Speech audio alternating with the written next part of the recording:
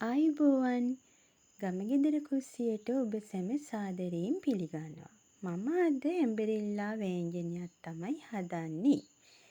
ඇඹරෙල්ලා සෝදලා පොතු ඇරලා මෙන්න මේ විදියට ගන්න.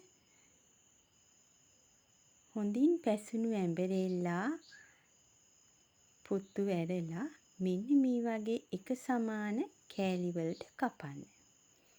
ලොකු ලුණු ගෙඩියක්, රම්පෙ කරපිංචා, අමු මිරිස් කරල් දෙකක්, සුදු ලුණු බික් කීපයක් සිහින්න ලියා ගන්න. 3-5 මේස හැන්දක් එකහමාරක්, මිරිස් කුඩු මේස හැඳි එකක්, ලුණු ටිකක් ඔයාලගේ රස අනුව, ගමිරිස් කුඩු තේ හැන්දක්, උළුහාල් සල්පයක් කහ කුඩු. ඒ ටිකත් ගන්න. තෙල් සල්පයක් ලිප තියලා රත් වුණායින් පසු මෙන්න මේ ලුණු මිරිස් ටික තෙම්පරාදු කරගන්න. ඒ ටික බැදෙනකොට 3-5 ද්‍රව්‍ය ටික එකතු කරන්න. ඒ ටිකත් තෙම්පරාදු වෙන්න අරින්න.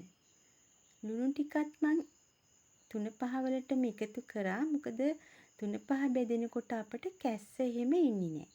ඇඹරෙල්ලා ටික 3-5 බෙදුනම එකතු කරලා වතුර කෝප්පයක් දාලා මූඩිය වහලා තැම්බෙන්න අරින්න.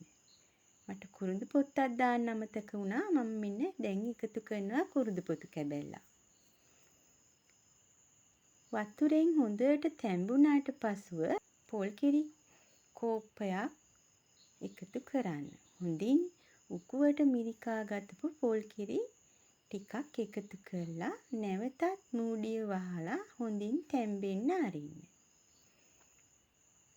හොඳ දැවටිල්ලට රසවත් ඇඹරෙල්ලා මාළුවක් ඔයාලට හදාගන්න පුළුවන්. මෙන්න මේ විදියට දර ලිපේ උයන්න, මැටි භාජනවල උයන්න, ඇඹුල් දේවල් උයද්දී. අපි හොඳට මේ මිටි කිරි ටික දැවටිලා ආවට පස්සේ සීනි මේස හැන්දක් විතර එකතු කරලා නැවතත් මද ගින්දරේ වහලා මේක තැම්බෙන්න අරින්න. රසම රස වෑංජනයක්. ඒ වගේම තමයි ඇඹරෙල්ලා පළතුරක් අපිට එළවලු වෑංජනයක් විදියට හදාගන්නත් පුළුවන්. ඒ වගේම ගුණයි. දැන් අපේ වෑංජනේ හරි හොඳට තැම්බිලා තියෙන්නේ. විනාඩි 15ක් 20ත් අතර වෙලාවකදී හොඳට මේක හැදිලා ඉනවා. හොඳින් තම්බා ගන්න ඕනි ටිකක් හයිය ගෙඩි වර්ගයක් නිසා. ඉතින් මෙන්න මේ වගේ රසවත් වෑංජනයක් ඔයාලටත් හදාගන්න පුළුවන්. ගමගෙදර කුස්සියට එකතු වෙන්න ඔයාලට සුවබර දිවියක්. ආයුබෝවන්.